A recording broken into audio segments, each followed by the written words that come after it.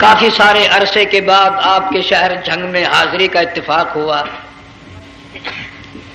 اور اللہ جانتا ہے کہ اس وقت دل میں کتنا دکھ محسوس کر رہا ہوں۔ جب بھی جھنگ میں حاضری ہوئی میرے دائیں یا بائیں مفتی عبدالحلیم رحمہ اللہ تشریف فرما ہوا کرتے تھے، آج سٹیج خالی ہے۔ آج وہ اللہ والا ہم میں نہیں۔ حضور السلام علیکم ورحمۃ اللہ وبرکاتہ۔ آج جو ہے ہم آپ سب کے لیے پھر سے قاری حنیف ملتانی رحمۃ اللہ علیہ کا بیان لے کر آیا ہوں، جس کا موضوع ہے ایک سیٹ کی عدالت میں موت کا واقعہ۔ آپ لوگ اس کے بیان کو سنیں، انشاءاللہ بہت ہی فائدہ ہوگا۔ ہم چلیے ویڈیو کو کرتے ہیں آل محمد کما صلیت علی ابراہیم وعلی آل ابراہیم انک حمید مجید اللہم بارک علی محمد وعلی آل محمد کما بارکت علی ابراہیم وعلی آل ابراہیم انک حمید مجید۔ حضرات علماء کرام، محترم بزرگوں، عزیز دوستو، کافی سارے عرصے کے بعد آپ کے شہر جھنگ میں حاضری کا اتفاق ہوا، اور اللہ جانتا ہے کہ اس وقت دل میں کتنا دکھ محسوس کر رہا ہوں۔ جب بھی جھنگ میں حاضری ہوئی میرے دائیں یا بائیں مفتی عبدالحلیم رحمہ اللہ تشریف فرما ہوا کرتے تھے، آج سٹیج خالی ہے۔ آج وہ اللہ والا ہم میں نہیں۔ حضور کریم صلی اللہ علیہ وسلم نے ارشاد فرمایا، علماء کا انتقال قیامت کا پیش خیمہ ہے۔ اللہ والوں کا دنیا سے اٹھ جانا گھنٹی ہے اس بات کی کہ قیامت آئی۔ پھر ایسا اللہ والا جو کبھی کسی کو لڑا کے راضی نہیں، کسی کو بھڑا کے راضی نہیں، پورے شہر کو ملا کر چلے کے چلنے والا اللہ اور اس کے رسول کریم صلی اللہ علیہ وسلم کے صحیح راستے پہ لوگوں کو گامزن کرنے والا، آخری دم تک اسی کوشش میں، اسی سعی میں اور اللہ اللہ کرنے میں اور کرانے میں ساری زندگی گزار دی۔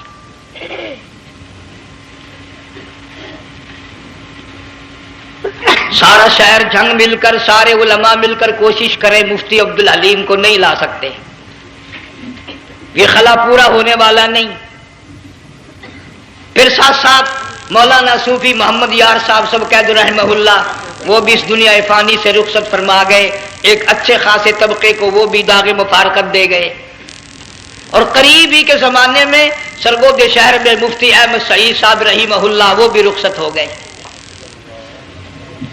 تو یقین جانو ان حضرات کا دنیا سے اٹھنا اس بات کی علامت ہے کہ ملک میں کچھ نہ کچھ ہونے والا ہے۔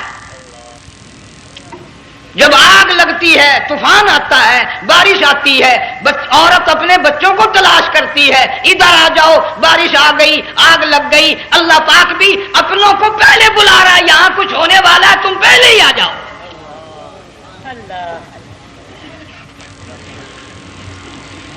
اور اس طرح اشارہ فرمایا، وَكَمْ أَهْلَكْنَا قَبْلَهُمْ مِنَ الْقُرُونِ۔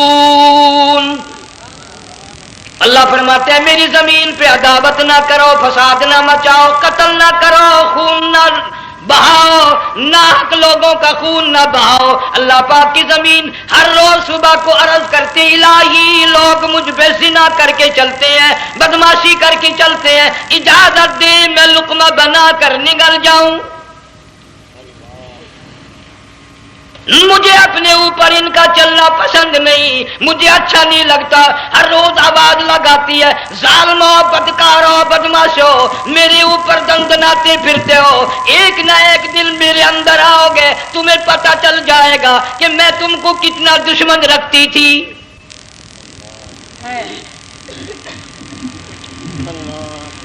آج لوگ آزاد ہو گئے، جو کسی کی سمجھ میں آتا ہے وہی بکتا ہے، جو سمجھ میں آتا ہے وہی کرتا ہے، نہ کوئی راہ متعین رہی، نہ کوئی مسلک رہا، نہ کوئی بات رہی۔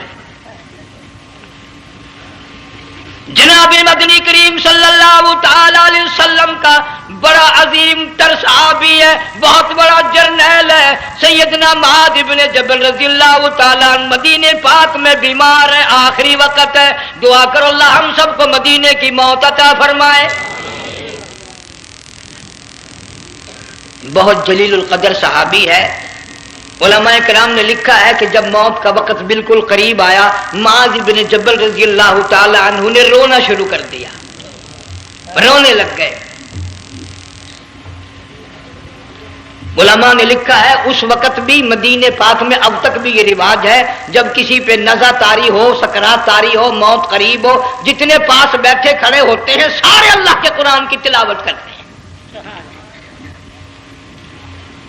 صحابہ کرام آخری وقت میں قرآن مجید کی ہر وقت تلاوت کیا کرتے تھے، اس لیے حضور کریم صلی اللہ علیہ وسلم نے فرمایا قیامت کا دن ہوگا، اللہ پاک اعلان فرمائیں گے قرآن والے آگے آ جائیں۔ عرض کیا جائے گا قرآن والوں سے کون مراد ہے؟ حق تعالیٰ جل شانہ فرمائیں گے میں قرآن والا اس کو کہتا ہوں جو میرے قرآن سے عشق رکھتا تھا، پیار کرتا تھا، محبت کرتا تھا، اتنا پیار تھا آخری وقت تھا، ادھر موت کا جھٹکا لگا، ادھر میرا بندہ قرآن پڑھ رہا تھا، آج بھی اپنی قبر سے اٹھا میرا قرآن پڑھتا ہوا اٹھا، تم میدان حشر کا چکر لگاؤ، آج بھی ان کے منہ سے کستوری کی خوشبو آ رہی ہے۔ معاذ بن جبل رضی اللہ تعالیٰ عنہ قرآن مجید کی تلاوت فرماتے فرماتے رونے لگ گئے۔ کسی صحابی نے کہہ دیا موت سے ڈر کے رو رہے ہو، موت سے ڈر گئے؟ فرمایا نہیں۔ پھر کیوں روئے؟ صحابی کہتا ہے میرے دل کی تمنا میرے دل میں رہی، میری آرزو پوری نہ ہو سکی، میری حسرت پوری نہ ہوئی، میرا ذوق پورا نہ ہوا، میرا شوق پورا نہ ہوا، میری تمنا تھی گرمی کا موسم ہو، رمضان کا مہینہ ہو، میں روزہ دار ہوں، جہاد فی سبیل اللہ ہو، کفر اسلام کا مقابلہ ہو، میں کئی کافروں کو قتل کر دیتا، پھر کافر بھی اکٹھے ہو کر مجھ پہ ٹوٹ پڑتے، میرا ناک کاٹ لیتے، میری زبان کاٹ لیتے، میں اللہ کی حضور میں جاتا، اللہ مجھ سے پوچھتا معاذ دنیا سے کیا لایا؟ میں عرض کرتا الہی بولوں کیسے، زبان بھی تیری نام پہ کٹا کے آیا ہوں، اور روزہ رکھ کر آیا ہوں، نیت یہ ہے کہ تیرے محبوب کے حوض کوثر کے پانی سے روزہ افطار کروں گا۔ ان اللہ والوں کی یہ موت تھی۔ مالک بن دینار رحمت اللہ علیہ ایک عجیب نوجوان کا واقعہ تحریر فرماتے ہیں، گرمی تھی، دوپہر تھی، سورج اپنی شباب پہ تھا، بڑی سخت گرمی تھی، میں نے ایک نوجوان کو دیکھا، وہ پیروں سے معذور ہے، دونوں پیر نہیں ہیں، ہاتھوں کے بل زمین پہ گھسٹ گھسٹ کے چل رہا ہے، اور گلے میں کرتا بھی نہیں، سامان کوئی نہیں، سواری کوئی نہیں، کھانے پینے کا انتظام کوئی نہیں۔ مالک بن دینار رحمت اللہ علیہ فرماتے ہیں میں نے اس نوجوان سے پوچھا کہ تو کہاں سے چلا اس حالت میں؟ کہنے لگا میں بلخ بخارے سے چلا ہوں۔ تجھے یوں ہی ہاتھوں کے بل گھسٹتے چلتے کتنا عرصہ گزر گیا؟ نوجوان کہنے لگا اللہ والے 7 برس ختم ہو کر 8واں لگ چکا ہے، اس حالت میں کہ جی ہاں اسی حالت میں تیرا کھانا پینا۔ جوان کہنے لگا والذی ہوا یطعمنی ویسقین وَإِذَا مَرِضْتُ فَهُوَ يَشْفِينِ، اللہ ہی کھلاتا ہے وہی پلاتا ہے، بیمار ہو جاتا ہوں وہی تندرستی عطا کرتا ہے۔ اور نوجوان دوپہر بڑی سخت ہے، گرمی بڑی سخت ہے، میرے یہاں دوپہر کو آرام کر لے، قیام کر لے، کچھ دیر ٹھہر جا، آج میرے یہاں قیام کر لے۔ نوجوان رونے لگا اور کہنے لگا مالک بن دینار یہ 2-4 منٹ جو تیری ساتھ باتوں میں میرے خرچ ہو گئے، مجھے ان کا ہی بڑا دکھ ہے، میں اور اپنی اس معذوری میں ہاتھوں کے بل 2-4 گز گھسٹ کر اور اپنے رب کے قریب ہو جاتا۔ یہ جو تیری ساتھ بات کرنے میں تھوڑا سا وقت خرچ ہو گیا، مجھے اس کا ہی بڑا دکھ ہے۔ ارے تو تھک گیا ہوگا۔ جوان کہتا ہے تیرے دیوانے مگر چلنے سے رک سکتے نہیں، تیرے دیوانے مگر چلنے سے رک سکتے نہیں، پاؤں تھک جاتے ہیں دل ان کے کبھی تھکتے نہیں۔ میرے سامنے تھکنے کا نام نہ لو، میرے دل میں عشق کی آگ جلی ہوئی ہے، سوز و گداز کا سمندر طوفان برپا کر رہا ہے، میں نہیں تھکنا جانتا، میرے یہاں نیند کا سوال نہیں، آرام کا سوال نہیں، میں تو گھسٹ گھسٹ کر رب کے دربار میں حاضر ہوا چاہتا ہوں۔ پوچھا کہ جا کہاں رہے ہو؟ کہنے لگا بیت اللہ کی زیارت کے لیے چلا، روز رسول اللہ صلی اللہ علیہ وسلم کی زیارت کے لیے چلا، کھانا پینا کچھ نہیں کہ نہیں، بس کہ منتظر ہوں اس گھڑی کا کہ کب وہ وقت آئے اور کب میں جا کر یوں کہوں کہ اے مدینے کی مہاجر سبز گنبد کے مکی، اے مدینے کے مہاجر سبز گنبد کی مکی، عرش ہے تیرے قدم کے فیض سے یہ سرزمین۔ کب وہ وقت آئے، کب میں مدینے کی گلیوں کو دیکھوں، کب آب و ہوا کو دیکھوں، کب مدینے کی بہاروں کو دیکھوں، کب گنبد خضرا پہ میری نگاہ پڑے، میرے دل کی تسلی ہو جائے۔ عاشق لوگ یوں ہی کیا کرتے ہیں۔ دیہات کی ایک عورت آئی رسول اکرم صلی اللہ علیہ وسلم کی وفات شریف کے بعد اور آ کے کہنے لگی بہن عائشہ رضی اللہ تعالیٰ عنہا، میں نے سنا ہے سرکار کی وفات شریف ہو گئی، کیا کہاں دفن کیا کہ اس حجرے میں؟ کہنے لگی مجھے دروازہ کھول کر قبر کی زیارت تو کرا دے۔ عورت ساتھ دیہات کی رہنے والی چوکھٹ پہ کھڑی ہو کے کہنے لگی آقا جب بھی آتی تھی زبان ٹیڑھی ہوتی تھی، قرآن خدا کا سنتی تھی، مسائل پوچھتی تھی، زیارت کرتی تھی، اب یہ زندگی اچھی نہیں لگتی، میں تیرے قدموں میں مرنا چاہتی ہوں۔ علماء نے لکھا ہے ایک چیخ ماری چوکھٹ پہ گر کر جان دے دی۔ سبحان اللہ۔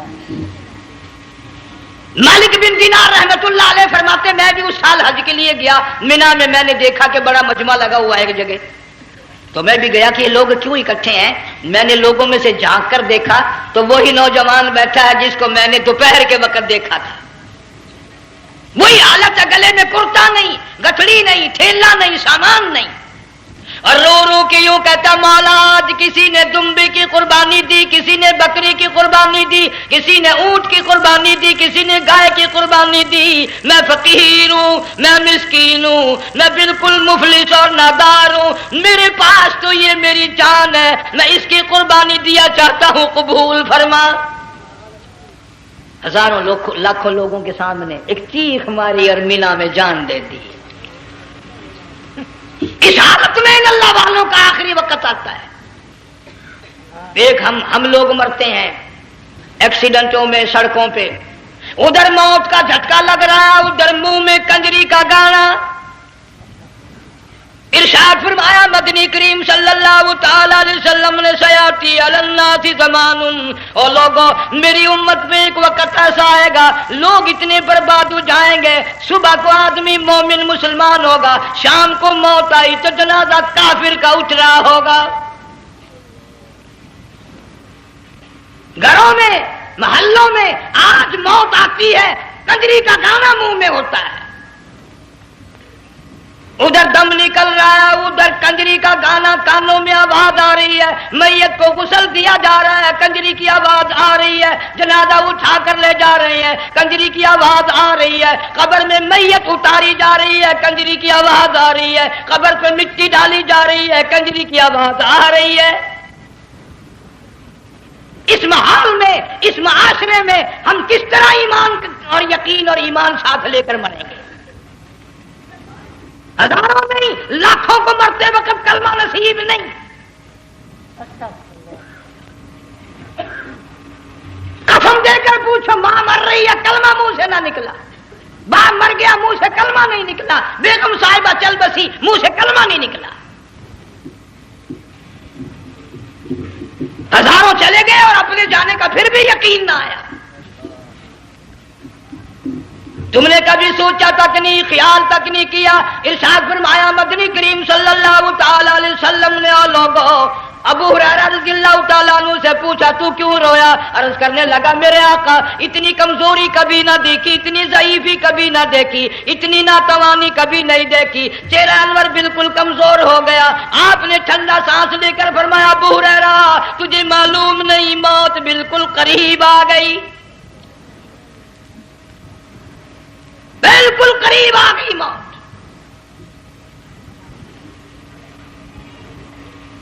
تیری ایک انگلی پکڑ کر اگر کوئی مروڑ دے کتنا دکھ ہوگا، درد ہوگا، ہائے ہائے ہائے۔ جنگ والوں کبھی تم نے سوچا نہیں 360 رگیں ٹوٹیں گی کیا حال بنے گا، اعضاء چھوٹیں گے، سر کے بالوں سے لے کر پیروں کے ناخنوں تک ہر جوڑ کو توڑ کے رکھ دیا جائے گا، وزیروں سفیروں امیروں حسینوں جمیلوں تمام کے جوڑوں کو اکھاڑ کے رکھ دیا جاتا ہے۔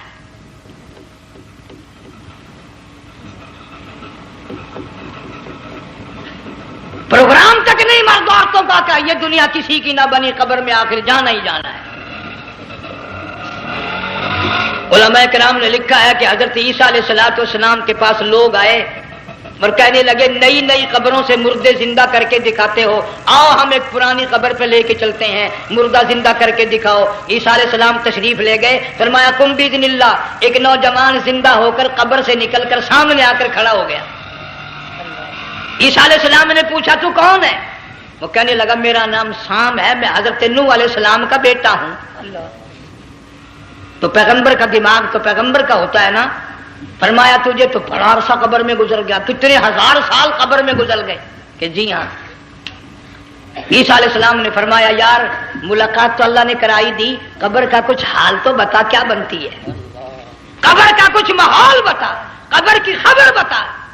علماء کرام نے لکھا وہ نوجوان رونے لگا اور کہنے لگا عیسیٰ علیہ السلام تو قبر کی خبر پوچھتا ہے، قبر کا حال پوچھتا ہے، قبر کا ماحول پوچھتا ہے، قبر کا معاملہ مجھ سے پوچھتے ہو، آپ مجھ سے پہلے یہ کیوں نہیں پوچھتے کہ موت کا جھٹکا کتنا شدید ہے؟ نوجوان رو کے کہنے لگا عیسیٰ علیہ السلام کتنے ہزار سال میری موت کو گزر گئے، پر مالک کائنات کی قسم آج تک میرا منہ کڑوا ہے۔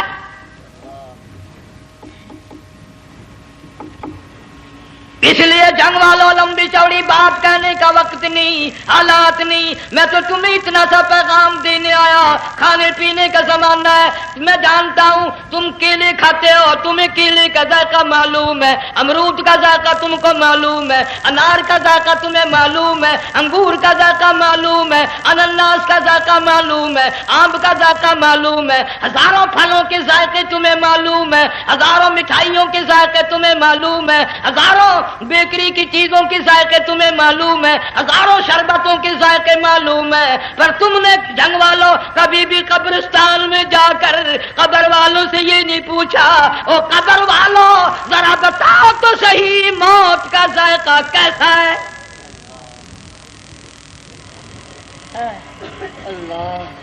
تم نے چکھا نہیں، جنہوں نے چکھا وہ بتانے نہ آئے کیسا ذائقہ ہے۔ اس لیے قرآن کہتا کلا اذا بلغت التراقی وقیل من راق وظن انہ الفراق والتفت الساق بالساق الى ربک یومئذ المساق۔ بادشاہ ہو، امیر ہو، وزیر ہو، فقیر ہو، غریب ہو، رگیں ٹوٹیں گی، موت آئے گی، اور جس کی آئی تمہیں معلوم نہیں کس طرح آئی، کس حال میں آئی۔ جن کے دلوں میں ان باتوں کا خیال آیا خدا کی قسم صحابہ کرام میں سے اتنے رویا کرتے تھے آنکھیں ختم ہو گئی۔ جناب فاروق اعظم رضی اللہ تعالیٰ عنہ کو کسی نے دیکھا رو رہے ہیں، بے تحاشا رو رہے ہیں، پوچھ لیا بڑا بہادر پہلوان فاروق تجھے کیا ہوا، اتنا کیوں رویا؟ فرمانے لگے تمہیں معلوم نہیں قبر کا اندھیرا یاد آ گیا۔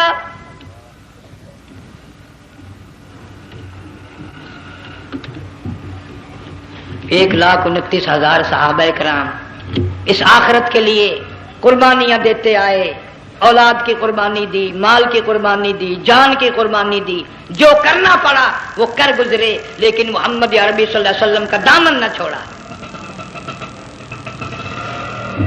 اسی لیے ہر سال اللہ پاک جل شانہ نے اس امت کو یہ موقع دیا کہ سنت خلیل پہ عمل کرتے کرتے قربانیوں کی یاد تازہ ہو جائے،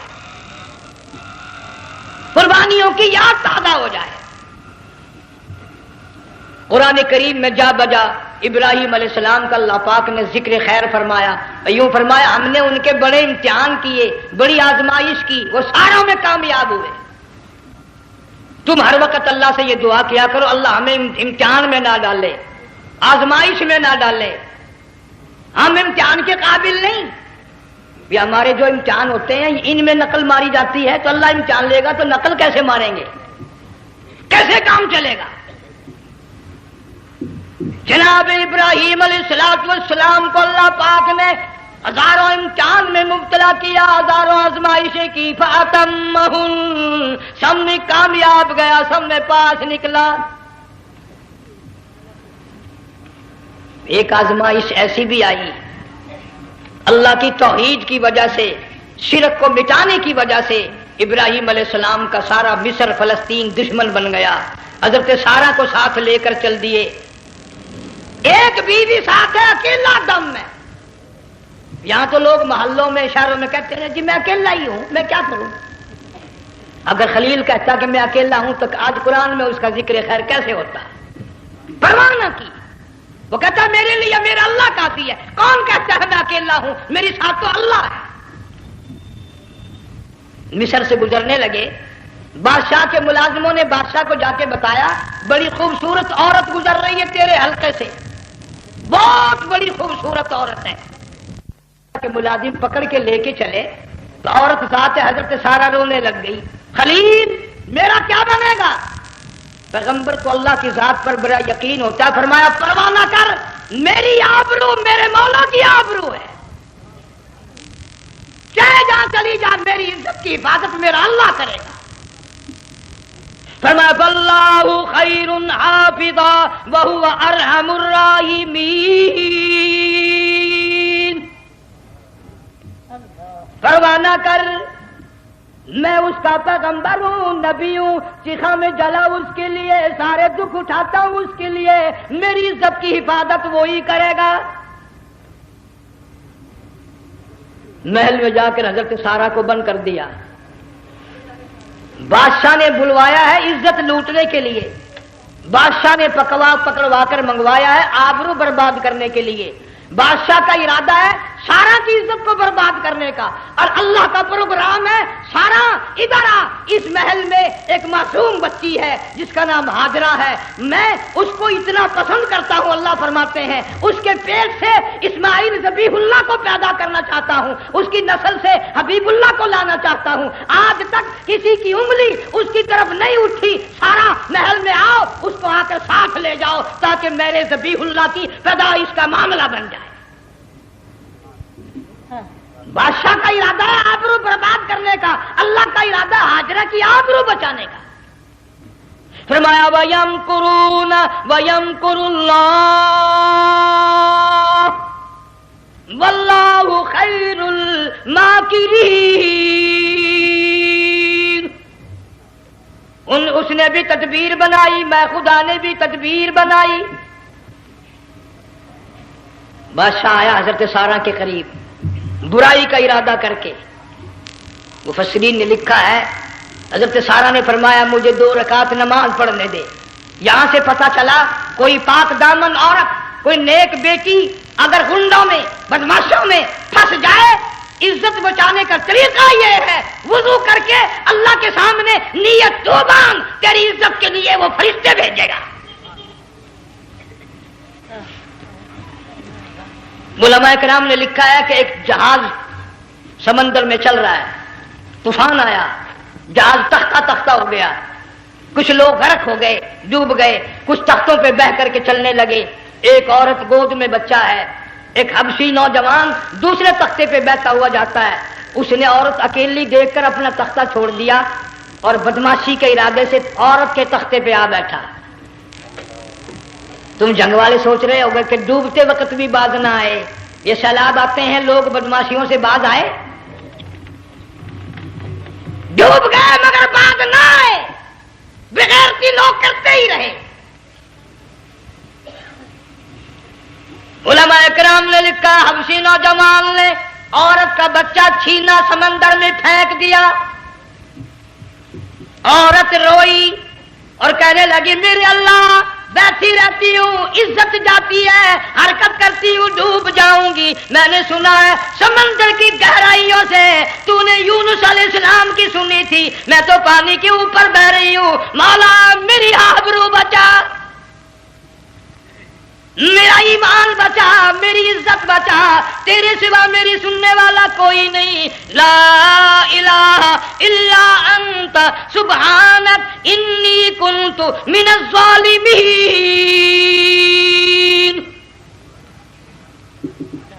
علماء نے لکھا ہے کہ ایک گردن سی نمودار ہوئی پانی میں سے اور حبشی نوجوان کو ایک ہی لقمہ بنا کر لے گئی۔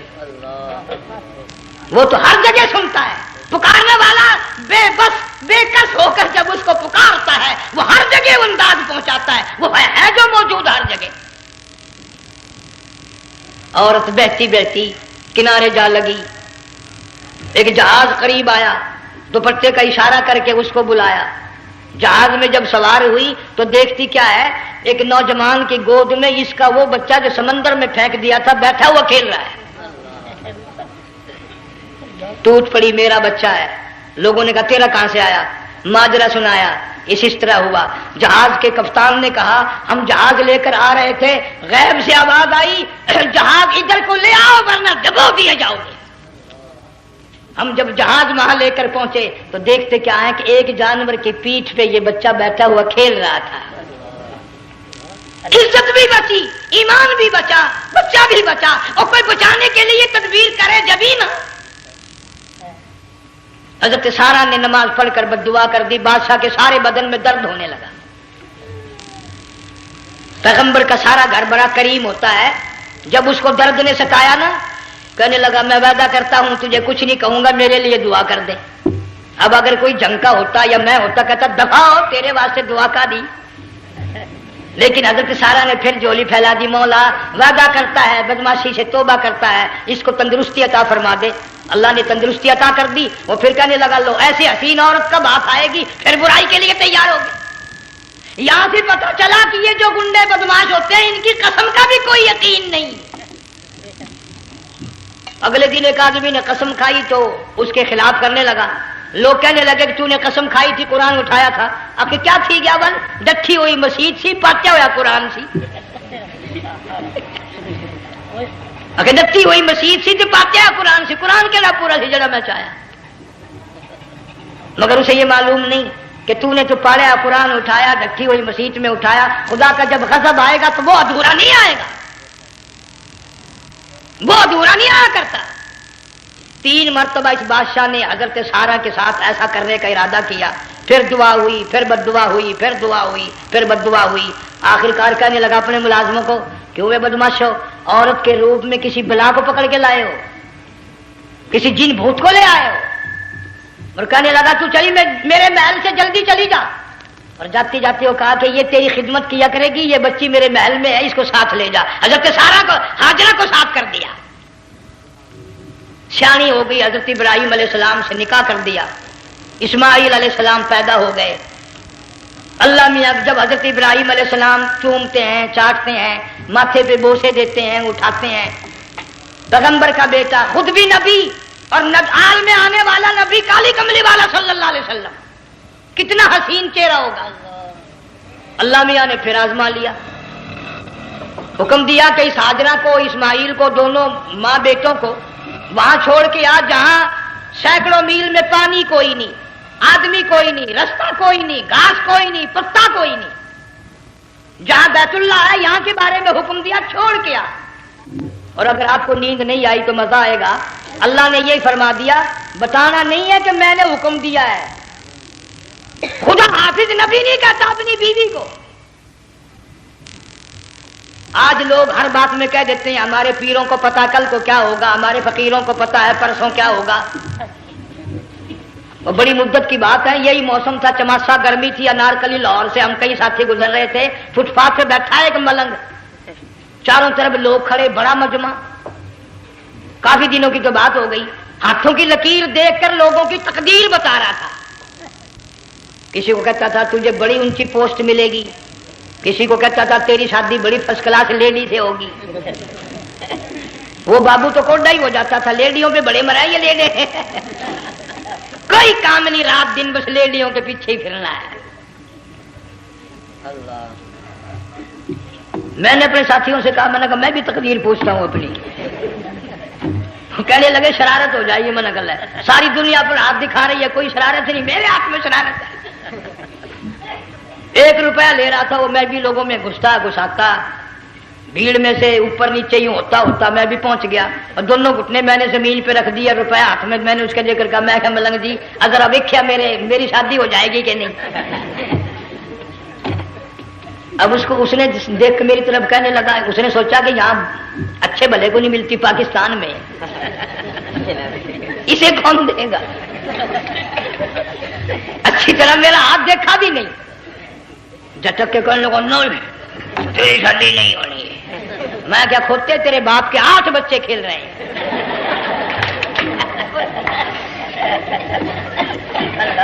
یوں ہی عقیدے بگڑ جاتے ہیں لوگ.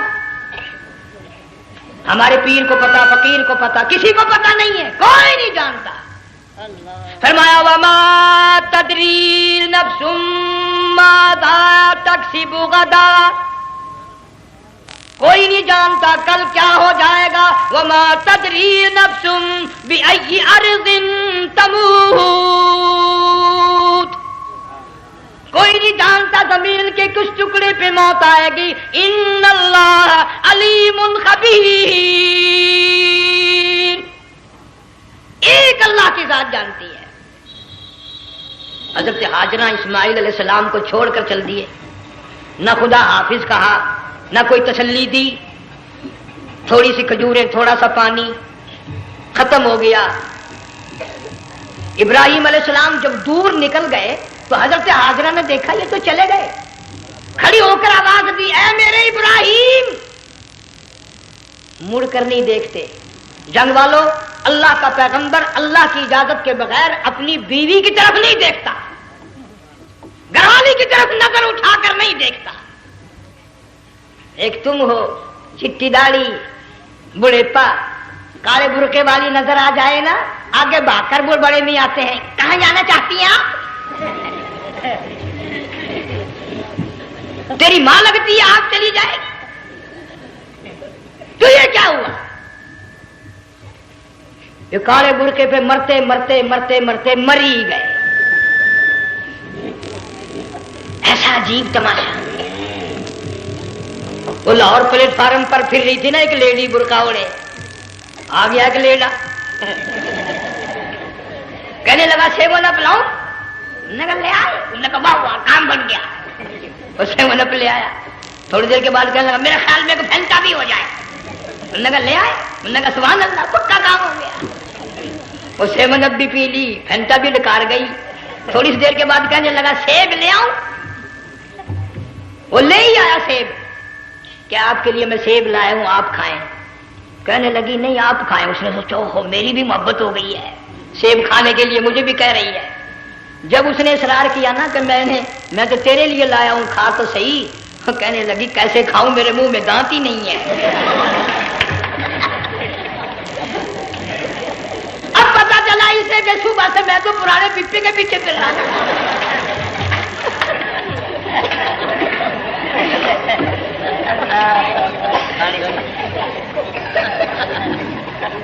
صرف برقع دیکھا چل دی. یہاں پیغمبر اپنے گھر والی کی طرف نہیں دیکھتا. حضرت ہاجرہ نے اسماعیل علیہ السلام کو سینے سے لگایا. عرب کی قداور مائی، طاقتور مائی، دوڑ لگا کر حضرت خلیل کا راستہ آ کے روک لیا اور کہنے لگی میں جوان عورت، یہ پیارا نور نظر، یہ لخت جگر، شکل تو دیکھو، صورت تو دیکھو، ہمیں یہاں چھوڑ کے جا رہے ہو. اللہ کا پیغمبر بولتا نہیں. پتہ چلا پیغمبر اللہ کی اجازت کے بغیر सांस नहीं लेता, आंख का इशारा नहीं करता। हजरत हाजरा रोने लग गई, मेरे खलील, मेरे इब्राहिम, मेरा कसूर बताओ, मेरा जुर्म बताओ, मेरी खता बताओ, मेरा गुनाह बताओ, माफी चाहूंगी, माजरत करूंगी। इस बच्चे का क्या गुनाह है, इस मैदान में छोड़ के चले हो? बोलते नहीं है, अल्लाह की तरफ से बोलने की इजाजत नहीं है। हजरत हाजरा ने खुद ही कयास लगाया, सोचती हैं पैगंबर तो किसी पे जुल्म नहीं करता। वो कहने लगी, खलील, कहीं उस रब का हुक्म तो नहीं, कहीं उस अल्लाह का यूं हुक्म तो नहीं? जंग के लोगों अगर खलील हां कह देता तो क्या हर्ज था? हां नहीं कहता, इजाजत नहीं, ताकि हाजरा के यकीन ईमान का इम्तिहान मुकम्मल हो। मुफस्सिरीन ने लिखा है कि हजरत इब्राहिम अलैहिस्सलाम ने सर का यूं इशारा किया, बस जरा सा, हाँ। फिर औरत का ईमान देख, यकीन देख, यही ना बैठी, दौड़ के वहां गई या जहां पहले बिठा कर आए थे, और कहने लगी, इब्राहिम जाओ, मैं जानूं, मेरा रब जाने, परवाह नहीं। रातें आती हैं, चली जाती हैं, दिन आते हैं, गुजर जाते हैं। थोड़ी सी खजूरें थी, वो खत्म हो गई, पानी खत्म हो गया, भूख और प्यास ने बेचैन कर दिया। इस्माइल अलैहिस्सलाम की इतनी लंबी जुबान बाहर निकला। दो पत्थर खड़े करके ऊपर एक पत्थर रखकर छांव बनाई, उसके नीचे लिटा दिया, और फिर चक्कर लगाया, कभी सफा पहाड़ी पे चढ़ती है, कभी मरवा पहाड़ी पे चढ़ती है, कभी उतरती है, और ढलवान में से भागकर चलती है जब अपना बच्चा नजर नहीं आता। सारे कह दो, अल्लाह बड़ा बेनियाज है, अल्लाह बड़ा, जोर से कहो, अल्लाह बड़ा। किसी के 500 साल के सजदे रद्द, किसी की हजारों सखावत सदकात रद्द, किसी की चाल मंजूर, किसी की रफ्तार मंजूर, किसी की टोर मंजूर। और यूं फरमाया, हाजरा, मेरी रहमत की तलाश में आज जो तूने दौड़ लगाई है, ये तेरी चाल ढाल, रफ्तार, टोर हमें इतनी पसंद आ गई, इतनी पसंद आ गई कि आज के बाद खलीलुल्लाह क्यों ना हो, ज़बीहुल्लाह क्यों ना हो, कलीमुल्लाह क्यों ना हो, रूहुल्लाह क्यों ना हो, हबीबुल्लाह क्यों ना हो, सहाबा किराम क्यों ना हो, कुतुब अब्दाल गौस क्यों ना हो। मेरी हाजरा, मुझे अपनी किबरियाई की कसम, जब तक वो तेरी चाल चल के ना दिखाएगी, हाजी का लाने का हकदार नहीं हो सकता। तेरी रफ्तार उसे चलनी पड़ेगी।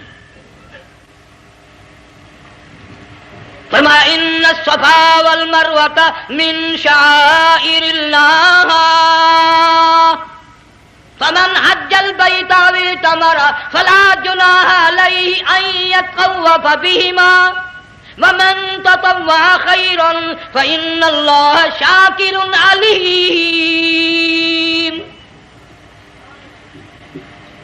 सातवें चक्कर में आवाज सी आई, अब रो पड़ी हजरत हाजरा, कहने लगी, मेरा बच्चा अगर चल बसा, मैं फिर क्या करूंगी? सुन ली मैंने आवाज।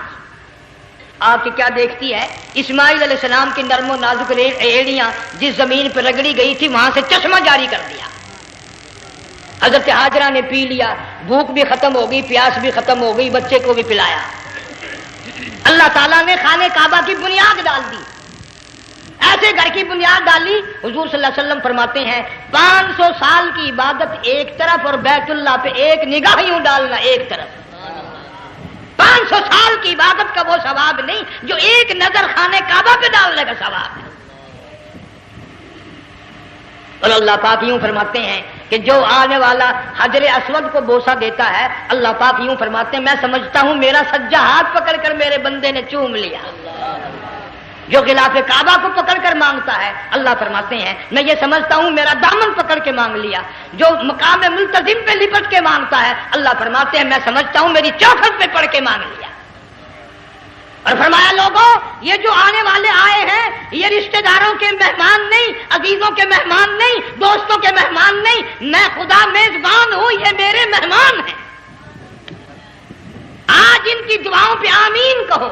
फरिश्तों को हुक्म होता है, इनसे मुसाफे करो।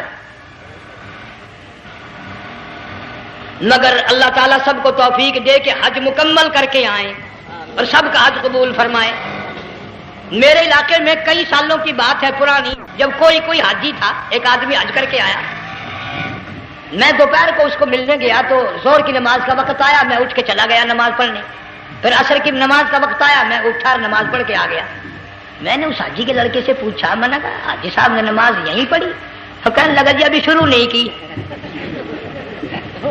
سفر کے تھکے ہوئے ہیں نا، 2-4 دن کے بعد شروع کریں گے۔ شکر ہے پہلے لوگ جھوٹ نہیں بولنا کرتے تھے، ہاں آج کل کا ہوتا نا تو وہ کہہ دیتا ہے جی یہ تو کئی وقت کی کچھی پڑھ کر بیٹھے ہیں۔ تو پھر مولوی تھا نا، میں بیٹھ گیا حاجی کے پاس، باتوں میں اس کو لے آیا، یہی میں نے کہا حاجی صاحب نماز نہیں پڑھی؟ کہنے لگا آپ ہی لوگوں سے سنا ہے کہ بیت اللہ میں جو ایک نماز پڑھے 1,00,000 کا ثواب ملتا ہے، مسجد نبی میں جو ایک نماز پڑھے 50,000 کا ثواب ملتا ہے، 4 مہینے پڑھ کے آیا، وہ حساب لگا لو۔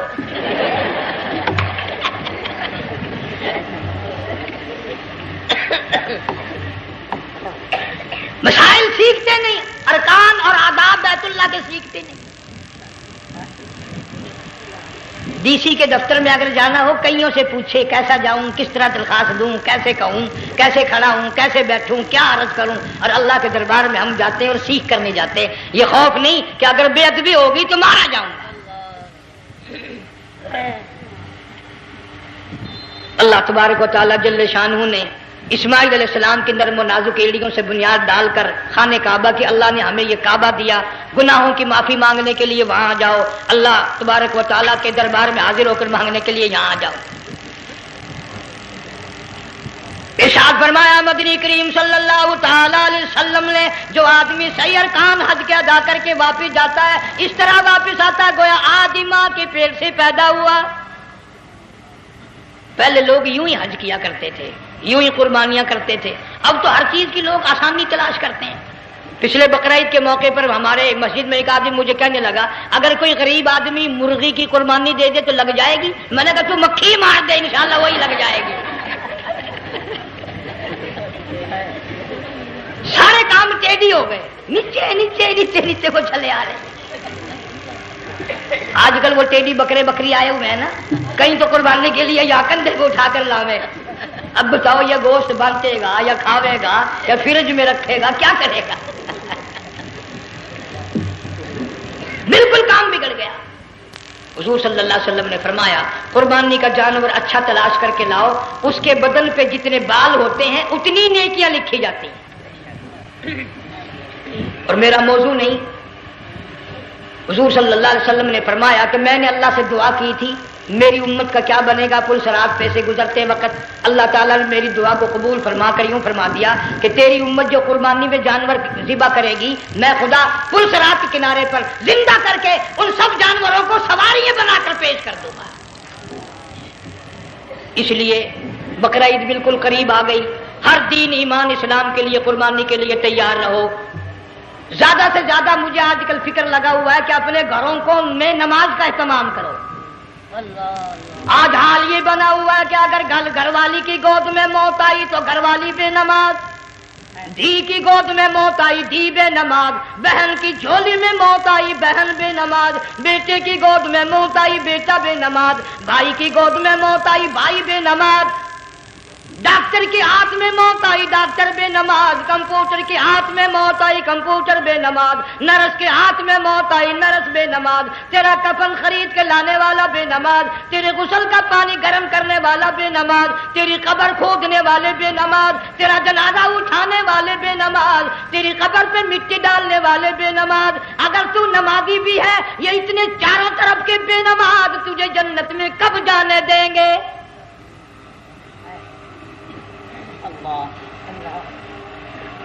اس بچی کا فکر کیوں نہیں کرتا؟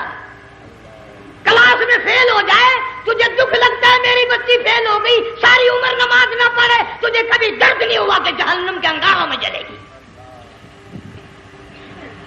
بیوی ایک دن تیرا کہنا نہ مانے آگ لگ جاتی ہے، ساری عمر نماز نہ پڑھے بے ایمان تجھے کبھی آگ نہیں لگی۔ اس گھر سے تیرا جنازہ نکلے گا، اس گھر سے تیری میت اٹھے گی جس گھر میں تو نے سارے بے نماز پیدا کر رکھے ہیں، سارے بے نماز اکٹھے کر رکھے ہیں، کس طرح ایمان کلمہ ساتھ لے کر جائے گا؟ اس لیے اپنے ماحول میں اپنے گھر میں بچیوں کو بہنوں کو پیار سے محبت سے بڑے عقیدت سے ان کو نمازی بنا، تاکہ مرنے کے بعد جب تیرا جو بیٹی بہن منہ دیکھنے آئے تو نمازی تو تیرا منہ دیکھنے آئے، تیرا منہ دیکھنے بھی سارے بے نمازی آئے، تجھے کیا فائدہ ہوگا؟ اللہ سبحانہ و تعالی ہم سب کو ہمارے گھر کے ماحول کو نمازی بنائے۔ مفتی صاحب اس دنیا فانی سے رخصت ہو گئے، تشریف لے گئے، جان سارا بے وارثہ ہو گیا۔ مفتی صاحب ہی کا مدرسہ ہے، یہ مفتی صاحب ہی کے بچے ہیں، ان بچوں کی سرپرستی کرو، ان کا اکرام کرو، ان کی عزت کرو، جامعہ حلیمیہ کی خدمت کرو۔ بقرہ عید کا موقع آ رہا ہے، وہ تو نہ جانے کس طریقے سے اپنا کام چلاتے تھے، ہزاروں لوگوں سے ان کے تعلقات تھے، یہ بچے ہیں، نیا کام ہے۔ اللہ سبحانہ و تعالی ہر خدمت گزار کو دو جہان میں سرخ روئی عطا فرمائے۔ بڑی اچھی اچھی کیسٹیں آپ کو یہاں سامنے سے ملیں گی اپنے گھر کا ماحول بنانے کے لیے۔ پیغمبر کی دعا سے پہلے نہ اٹھا کرو بھائی، ہائے ہائے، کوئی دنیا کا دین کا جس کو کوئی اللہ سے حاجت ہو بیٹھ جائے ایک منٹ کے لیے، درود شریف پڑھ کے دعا مانگو، اللہم صلی وسلم وبارک علی سیدنا و مولانا محمد وعلی آل سیدنا و مولانا محمد وبارک وسلم۔ یا اللہ قبلہ مفتی صاحب رحمہ اللہ کی قبر کو جنت کا باغ بنا، اللہ تعالیٰ ان کے گھر والوں کو صبر جمیل کی توفیق عطا فرما، اللہ پاک ان کی آل اولاد کو مفتی صاحب کا جانشین صحیح معنوں میں جانشین بنا، اس مدرسے کو آباد فرما، اللہ تعالیٰ سارے جنگ کی سرپرستی فرما، سارے شہر کو آباد فرما، ہر شر سے ہر فتنے سے سب کی حفاظت فرما۔ یا اللہ ہم سب کو سچا مسلمان پکا دیندار بنا، ہمیں اور ہماری اولاد کو نیک اور نمازی بنا۔ یا اللہ ہمارے گھروں کو نماز اور قرآن سے آباد فرما، کلمے اور ایمان والی موت عطا فرما۔ صوفی مولانا محمد یار صاحب رحمہ اللہ کی قبر کو جنت کا باغ بنا۔ یا اللہ تمام مسلمانوں کی بخشش فرما، ساری امت کی مغفرت فرما، ساری مخلوق پہ کرم اور فضل فرما۔ یا اللہ سارے پاکستان کی حفاظت فرما، پاکستان کے داخلی خارجی دشمنوں کو ذلیل و خوار کر دے۔ یا اللہ ہم سب کو یقین ایمان اپنے اندر پیدا کرنے کی توفیق عطا فرما، ظالم کے ظلم سے بچا، شریر کی شرارت سے بچا، مولا حاسدوں کے حسد سے بچا، فتنہ پردازوں سے ہم سب کی حفاظت فرما، بے اولاد کو اولاد عطا فرما، جن کے پاس بچیاں ہیں اللہ تعالیٰ نرینہ اولاد عطا فرما۔ اور میں تو کافی دنوں کے بعد آیا ہوں، پرانے دوستوں میں سے تھے قاری غلام محمد صاحب، سب کا رحمت اللہ علیہ، اللہ تعالیٰ ان کی قبر کو جنت کا باغ بنا، سب کو جوار رحمت میں جگہ عطا فرما۔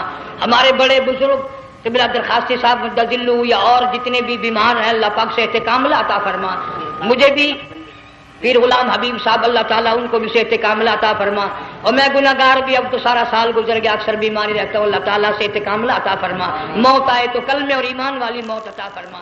یا اللہ دو جہان سبحان اللہ، ماشاء اللہ، کتنا شاندار بیان لگا۔ آپ سب کو بتائیں کومنٹ میں کہ آپ سب کو بیان کیسا لگا، اور اپنے دوستوں تک ویڈیو کو شیئر کریں۔ جن بھائیوں نے ہمارے یوٹیوب چینل کو سبسکرائب نہیں کیا ہے وہ ہمارے یوٹیوب چینل کو سبسکرائب کریں۔ چلیے آپ لوگ بنے رہیں ہمارے نیکسٹ ویڈیو کے لیے۔ السلام علیکم۔